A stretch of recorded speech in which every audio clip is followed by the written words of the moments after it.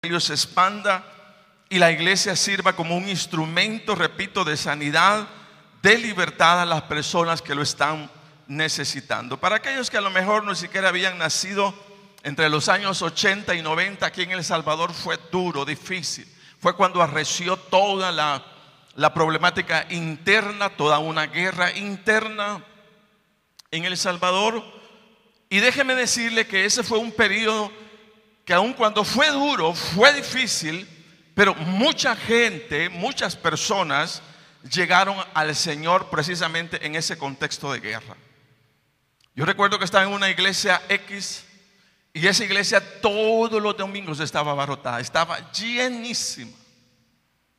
Todo el mundo estaba buscando al Señor, dadas las circunstancias, dada todo el ambiente de guerra que se estaba viviendo en el país.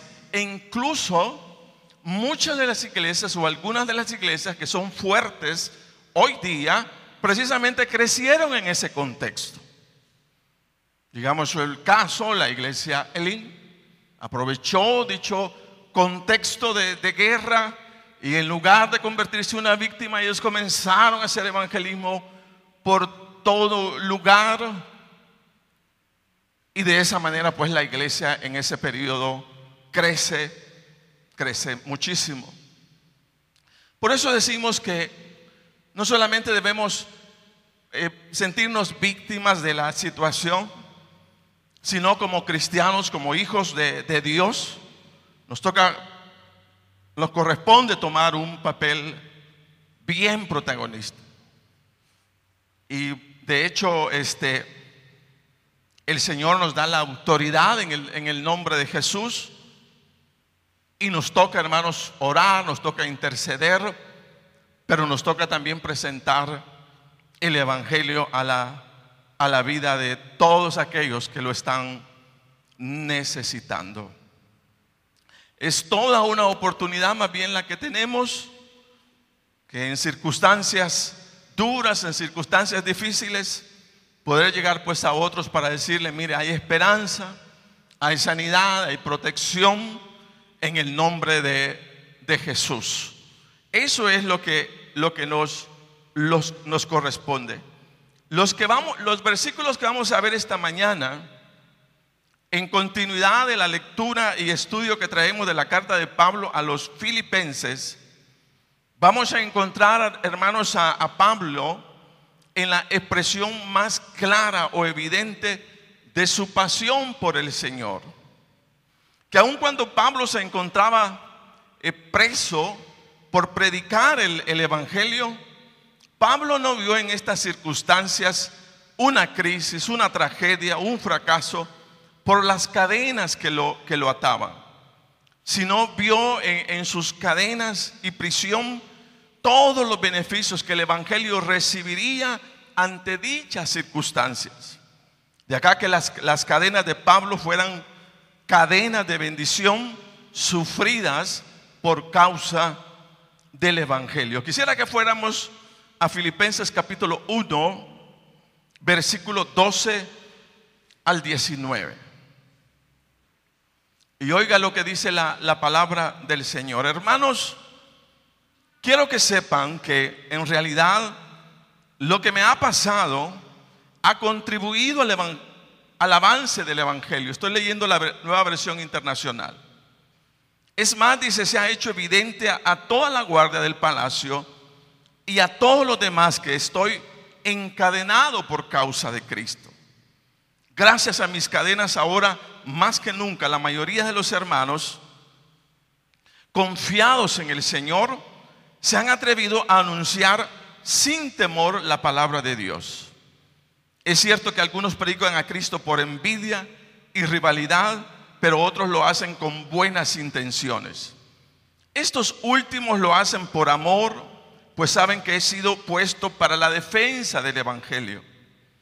Aquellos predican a Cristo por ambición personal y no por motivos puros, creyendo que así van a aumentar las angustias que sufro en mi prisión.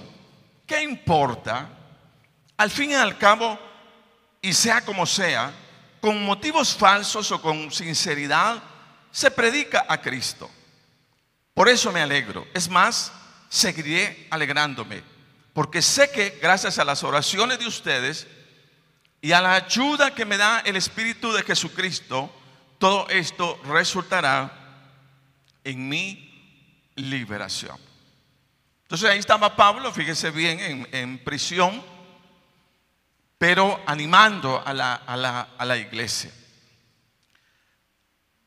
Perseverando en el Señor, hermanos, siendo fieles al Señor. Quiero decirle que los cristianos tenemos la oportunidad de asumir dos posturas. Número uno, la de convertirnos en cristianos que solo disfrutarán de la bendición o beneficio del Evangelio, o convertirnos en cristianos que no solo disfrutarán del Evangelio, sino que también harán un esfuerzo para que el Evangelio se expanda, para que el Evangelio crezca, aun cuando esto represente situaciones no muy agradables. En este caso, imagínense al apóstol Pablo. Entonces hay dos categorías. El cristiano que solo se va a convertir al Evangelio, pero solo vendrá a disfrutar, solo vendrá a recibir, solo vendrá a pedir, como dicen algunos. O convertirnos en cristianos que no solamente van a disfrutar del Evangelio, sino también harán un esfuerzo para que el Evangelio crezca, para que el Evangelio se expanda, incluso, o sea, aún frente al costo que se tenga que pagar. El apóstol Pablo en estos versículos menciona, óigase bien, que todo lo que sus prisiones han provocado. Y él dice que sus prisiones movieron o motivaron a muchos a comenzar a predicar el Evangelio. Y aun cuando no lo hicieron con la mejor motivación, más sin embargo dice que el Evangelio es predicado. Dice Pablo, es cierto que algunos predican a Cristo por envidia, otros por rivalidad, pero otros lo hacen, dice, con buenas intenciones. Estos últimos lo hacen por amor, pues saben que he sido puesto para la defensa del Evangelio. Aquellos predican a Cristo por ambición personal y no por motivos puros, creyendo que así van a aumentar las angustias que sufro en mis prisiones. ¿Qué importa? Al fin y al cabo, y sea como sea, los motivos, con motivos falsos o con sinceridad, se predica, dice, a Cristo. Entonces ahí está el apóstol Pablo sufriendo por causa del Evangelio. Y a mí lo que me llama la atención, hermanos, del apóstol Pablo es esa voluntad muy dispuesta o muy determinada cuando se trató de llevar adelante el Evangelio, no importando la resistencia, la oposición, el sufrimiento que esto podría traerle, sin que esto debilitara su ánimo de predicar al Señor. ¿Cuántos admiramos la vida de Pablo? Mucho sufrimiento, mucho dolor, mucha tribulación, mas sin embargo, óigase bien, ninguna de estas cosas desanimaron la vida de este hombre para expandir el Evangelio. Fíjese que hay un evento en la vida de Pablo que muestra los momentos tan duros, aparte de la cárcel, que tuvo que vivir. Cuando Pablo iba a las ciudades, iba a lugares específicos y comenzaba a predicar el Evangelio. Yo quiero que leamos ahí en Hechos capítulo 14, versículo 19, y vea lo que pasó acá. Entonces vinieron unos judíos de Antioquía y de Iconio, Hechos 14, 19. Estoy leyendo Nueva Versión Internacional, que persuadieron a la multitud. Y habiendo apedreado a Pablo, oiga lo que dice, le arrastraron fuera de la ciudad pensando que estaba muerto. Pero rodeándole los discípulos se levantó y entró en la ciudad. Y al día siguiente salió con Bernabé para Derbe. Y después de anunciar el evangelio a aquella ciudad y hacer muchos discípulos, volvieron a Listra, a Iconio y a Antioquía, confirmados los ánimos de los discípulos, exhortándoles a que permaneciesen en la fe y diciéndoles: es necesario que a través de muchas tribulaciones entremos en el reino de Dios. Imagínese usted al apóstol Pablo. Dice que lo apedrearon y luego le arrastraron. Póngale usted, le arrastraron fuera de la ciudad. E incluso cuando ya terminaron de arrastrarlo, de llevarlo al ando, dice que pensaron que estaba muerto. Algunos teólogos dicen, estaba muerto, que sí se murió, pero que el Señor lo levantó. Imagínese usted, luego dice, pero rodeándole los discípulos, ponga usted un hombre arrastrado, saber de cuánto. Lo rodearon los discípulos e inmediatamente se levantó. ¿Y sabe qué hizo? No salió huyendo de la ciudad. Dice que entró a la ciudad donde lo habían echado y donde lo habían arrastrado. Póngale usted, apedreado, arrastrado. Pero Pablo, óigase bien, no quedó maldiciendo. Pablo no se quedó conmiserando. Pablo no se quedó planeando venganza para la vida de nadie, sino únicamente Pablo se paró, volvió a la ciudad y él siguió, fíjese bien, haciendo la obra del Señor. Bien parecido a muchos de nosotros, hermano. Una miradita, hermano. Alguien no nos habló. Dios me libre, nos vamos de la iglesia a otro lugar. ¿Verdad? No aplaudamos que se van. Bien igualitos. Póngale usted apedreado, arrastrado. Y Pablo se paró y siguió haciendo la obra del Señor. Amén. Hermanos, yo bendigo la vida de aquellos que logramos discernir lo que es la obra del Señor. Amén. Y que logramos entender que no se trata de cuánto sufro o cuánto no sufro, sino del hecho de que la obra de Jesús, de que la obra del Señor tiene que expandirse, tiene que salir adelante. Y yo no puedo quedarme, hermanos, llorando por mis penas, por mis sufrimientos, sino todo lo contrario. Debo de tomar fuerza en el nombre del Señor, porque hay algo más grande que mis sentimientos, hay algo más grande que mis penas, o hay algo más grande, fíjese bien, que mis resentimientos. Y eso es la obra, hermanos, de Cristo, la obra del Señor. Amén. Y si alguien nos ofende o cosas semejantes, pues la palabra de Dios dice, perdonándoos unos a otros. Pero no es para que se terminen, hermanos, las células, No es para que deje de ir a la iglesia. Ay, yo ya no. Entonces digo yo, entonces es más grande mis sentimientos. Entonces son más grandes mis penas.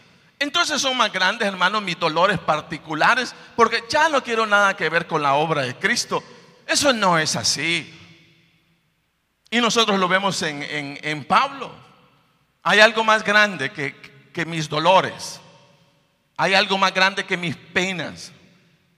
Hay algo más grande, hermanos, que mis resentimientos.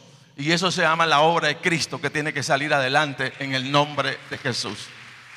Eso debemos verlo de esa forma, de esa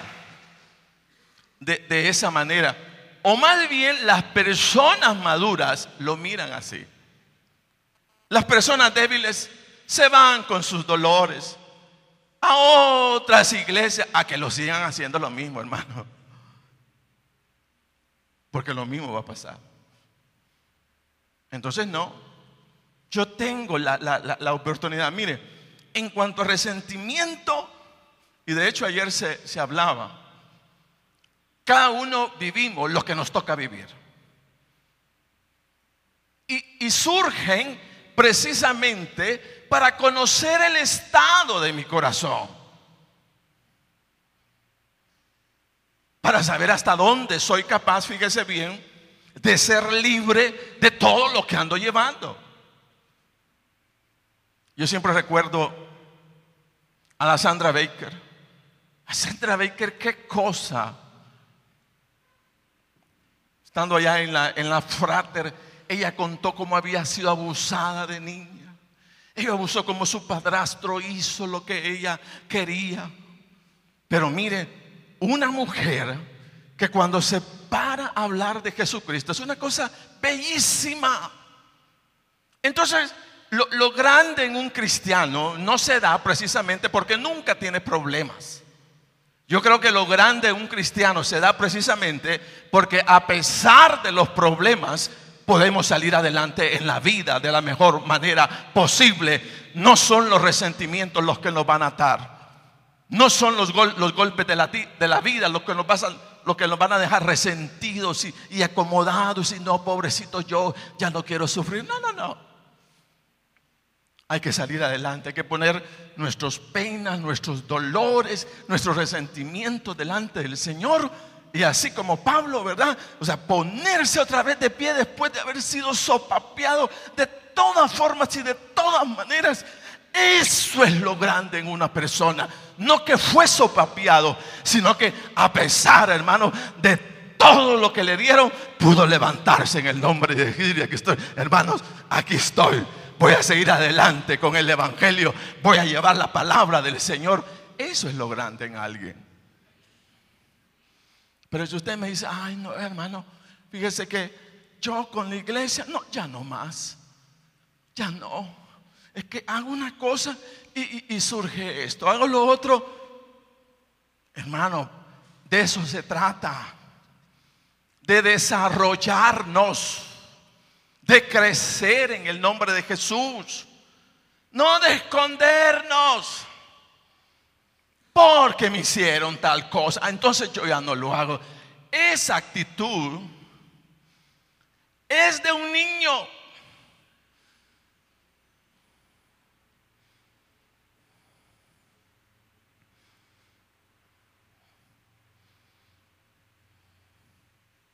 Y nosotros no somos niños, sino que ya somos adultos en el Señor para entender que más que mis dolores personales, más que mis frustraciones, más que mis resentimientos, está la obra de Cristo que tiene que salir adelante en el nombre de Jesús. Amén.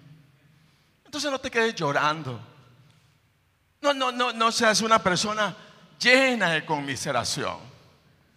No debemos ser de esa forma. Pablo no lo hizo. Y aunque cuesta detenerse ante la ofensa, pero arrodillarnos delante del Señor y pedir, Señor, tiene que quitarme esto. Yo quiero ser libre de este resentimiento. Quiero ser libre de este dolor. Me dolió, Señor. Pero ¿y qué no te dolieron también a ti los latigazos? ¿Qué no te dolieron, Dios, los clavos ¿qué no te dolieron? Mas sin embargo, siguió adelante hasta culminar lo que el Señor se había propuesto. Entonces el Evangelio, para que el Evangelio crezca o se expanda, se necesita, hermanos, de creyentes con una voluntad firme, determinada, dispuestos a no dejarse persuadir por la oposición o resistencia de las situaciones, hasta ver el Evangelio cubriendo la vida de las personas y la vida de las familias. Eso es lo que nos toca. O sea, la célula, ahí en la célula se mira, ¿verdad? Con pocas personas, ahí se mira cuánta resistencia, cuánta oposición. Hay que dejar la obra de Dios. No hay que dejarla. Esto tiene que reventar, ¿verdad? En el nombre de Jesús. Hoy no vienen muchos, pero un día van a venir. O sea, van a llegar. O sea, yo voy a insistir orando, yo voy a insistir ayunando, clamándole al Señor, y esto tiene que despegar. Esa es la forma, esa es la manera. Y de hecho, pues, Pablo nos lo enseñó. Ahora, hay una pregunta importante para mí. ¿Qué hace a una persona ser muy determinada con su voluntad, sin que nada ni nadie lo debilite de permanecer en aquello que se ha propuesto? Sería como la pregunta. O en otras palabras, ¿por qué Pablo, a pesar de ser arrastrado, a pesar de todas las piedras que cayeron sobre su cuerpo, Pablo nunca dijo: ya no, me alejo del Señor, qué cosa más difícil? No dijo nada de eso, sino que Pablo, con todo el sufrimiento, salió adelante. Y déjeme decirle que esta voluntad determinada es la que se necesita en los matrimonios.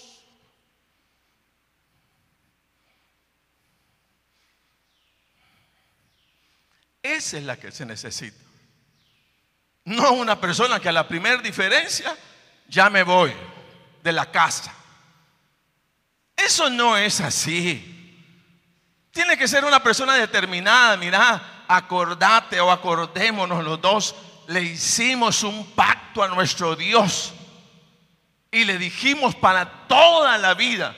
Pues entonces hay que ponerse los pantalones y los vestidos bien puestos, y hay que seguir adelante, porque no podemos dejar tiradas a nuestros esposos, ni las esposas pueden dejar tiradas a sus maridos. Cuando nos casamos, hermanos, ¿para cuándo?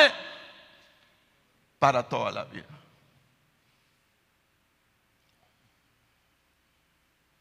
Entonces se requiere lo mismo. Entonces, usted, jovencita, ¿qué tiene que ver en un hombre? ¿Qué tiene que ver en un fulano? Esa voluntad determinada. ¿Cómo se necesita la mujer que yo deseo o con la cual voy a vivir? Tiene que ser una persona con una voluntad definida en el Señor. ¿Qué significa? Que no puede ser una visitante de una iglesia, un visitante de una congregación. Un visitante no nos sirve. Tiene que ser una persona comprometida con el Señor. Porque si hay una persona comprometida con Cristo, hay una persona que se puede comprometer con otra persona. Pero de lo contrario, olvídese, hay riesgo. Hay riesgos. Y el matrimonio, déjeme decirle, no es un juego. No es un juego como para decir a los 3, 4, 5 meses o 5 años, si esta mujer no me funciona, la dejo y agarro otra. Porque no somos compatibles, dice. No, es una voluntad que determinada.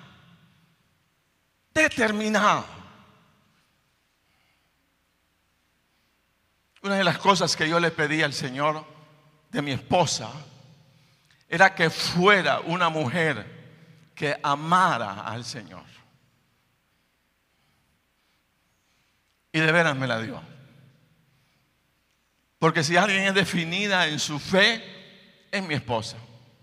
Frente a cualquier circunstancia. Ella no va a vacilar para decir eso no es.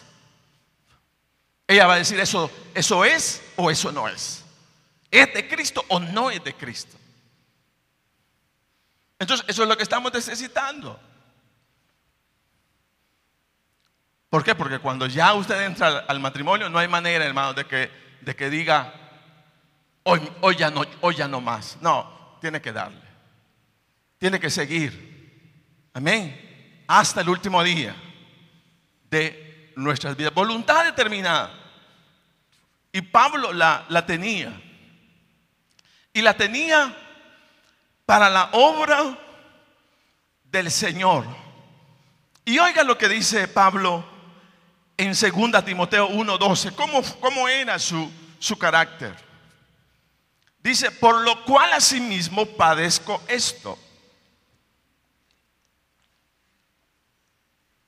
pero no me avergüenzo, porque sé a quién he creído y estoy seguro que es poderoso para guardar mi depósito para aquel día. Miren lo que decía Pablo: por lo cual asimismo padezco esto, pero no me avergüenzo, porque yo sé a quién he creído y estoy seguro que es poderoso para guardar mi depósito para aquel día.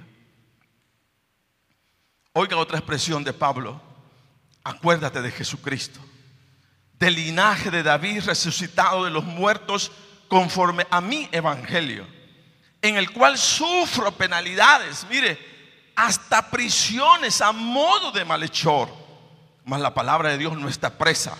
Por tanto, todo lo soporto por amor de los escogidos, para que ellos también obtengan la salvación que es en Cristo Jesús con gloria eterna. Palabra fiel es esta: si somos muertos con Él, también viviremos con Él. Entonces viene la interrogante: ¿qué hace a una persona ser tan determinada? Y la respuesta es: lo que impulsa a una persona a ser muy determinante en su voluntad son sus convicciones.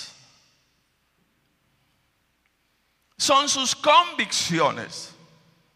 Es la fuerza con la cual una persona cree en aquello que confiesa o que proclama que es verdadero. Usted le dice: no, con ese hombre no te vas a casar. Sí me voy a casar. No, mira que no, yo sé. Y usted está bien determinado. Entonces lo que impulsa, ¿qué hizo Pablo? El ser una persona que aún con toda la resistencia, él siguió adelante en el evangelio. Entonces lo que lo impulsa a una persona a ser muy determinante en su voluntad son sus convicciones.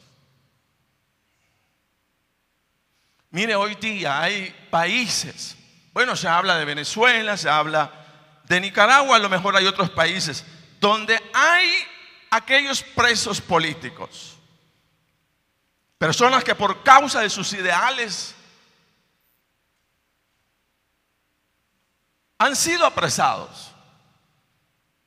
Ahora, ¿cuánto más, hermanos, el pueblo de Dios, la iglesia de Cristo, los hijos del Dios Todopoderoso, debemos ser determinados con la iglesia, con el Señor, con su palabra? Y si otros se arriesgan incluso a dar su vida y a ofrecerse para ser presos políticos por causa de una filosofía o una manera particular de pensar, hermanos, cuánto más nosotros que hemos creído en el Dios eterno, en el Dios todopoderoso que es verdadero. Amén. Con la misma fuerza, con la misma determinación.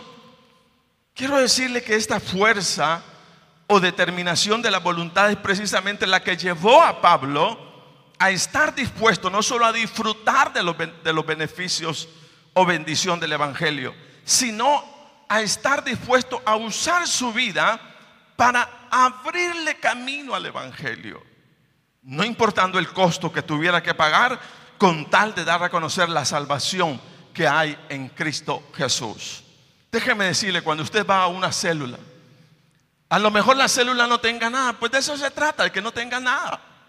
Porque a usted le toca abrir brecha. Cuando a usted lo contratan de una empresa particular y le dicen, usted va a ser el vendedor de Occidente, pero déjeme decirle que en Occidente no hay clientes. Pues de eso se trata, de que usted vaya a abrir mercado donde no hay, que se rebusque hasta que, mire, iguales en la célula. Dice, pero no me llega nadie. Pues sí, de eso se trata, que no le llegue nadie en ese momento, pues. Porque cuando comienza el trabajo y la lucha en el evangelismo, y se hace esto y se hace lo otro, ahí es donde se va a ver el resultado y la bendición que usted tiene de parte del Señor.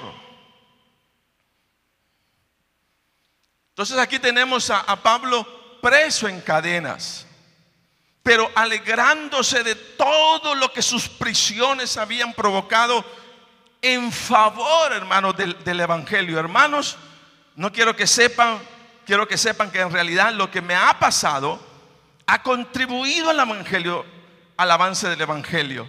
Quiero que sepan, que sepáis, hermanos, que las cosas que me han sucedido han redundado más bien para el progreso del Evangelio.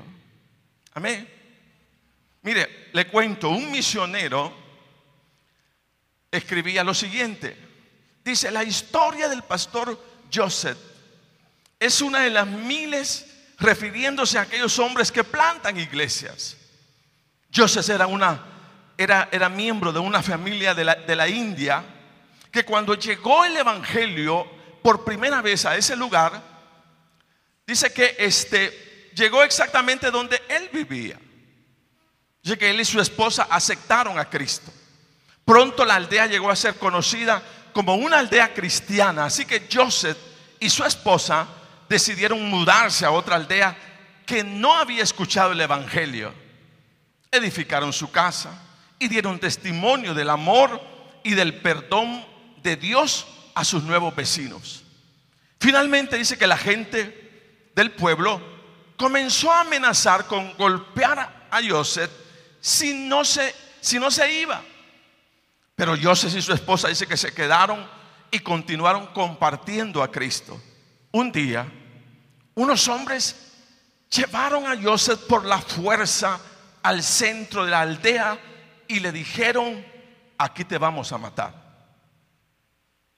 Dice que Joseph respondió, si ustedes me matan aquí, Dios construirá una iglesia cristiana en este lugar. Dice que los hombres decidieron llevarlo fuera de la aldea. Luego de llevarlo hasta un terreno vacío, no se animaron a matarlo, pero le dieron, dice, una tremenda paliza. Mire, otros Pablos en otros tiempos. Joseph sobrevivió a la golpiza y él y su familia permanecieron en la aldea. Después de aquel hecho, las personas comenzaron a responder al Evangelio, al grado que el día de hoy dice que hay varias familias congregándose en dicho lugar. Y el lugar donde se edificó el templo fue exactamente en donde aquellos perseguidores dejaron a Joseph para que se desangrara hasta morir. Pero surge, hermanos, la interrogante, la pregunta: ¿qué hace a una persona estar dispuesta en su voluntad hasta sufrir por causa de Cristo? Y la respuesta es sus convicciones. Ahora, hermano, viene la pregunta del millón. ¿Hasta dónde nuestras convicciones personales acerca del Evangelio como creyentes en Cristo, han sido capaces de llevarnos al esfuerzo o sacrificio por la obra de Cristo en esta ciudad.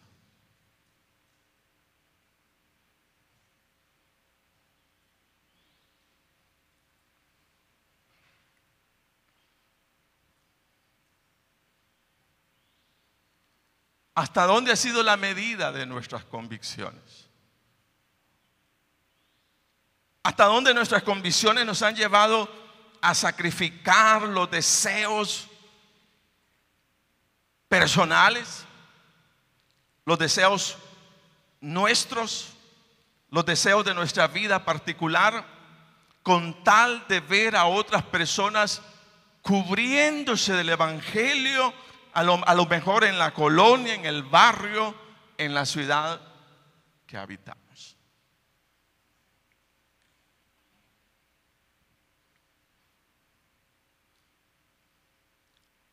¿Cuál es la medida de nuestras convicciones?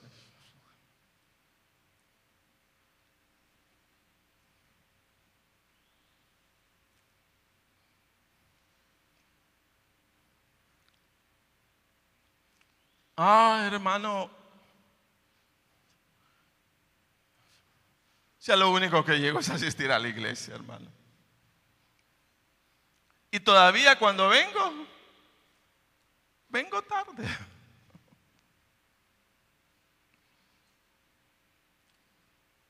Dice que la medida de las convicciones de Pablo lo llevaron hasta una cárcel. ¿Cuál es la medida de nuestras convicciones? ¿Hasta dónde hemos sido capaces de llevar el evangelio por causa de Cristo?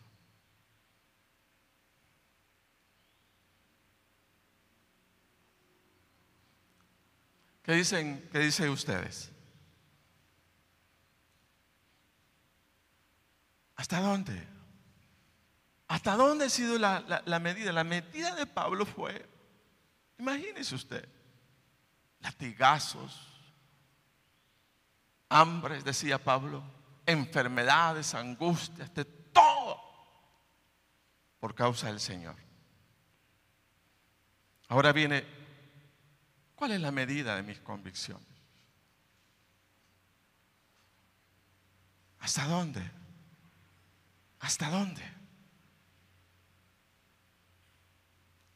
Amén.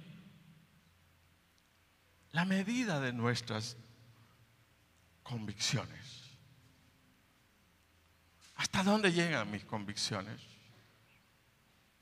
Personales. Amén. ¿Hasta dónde llegan?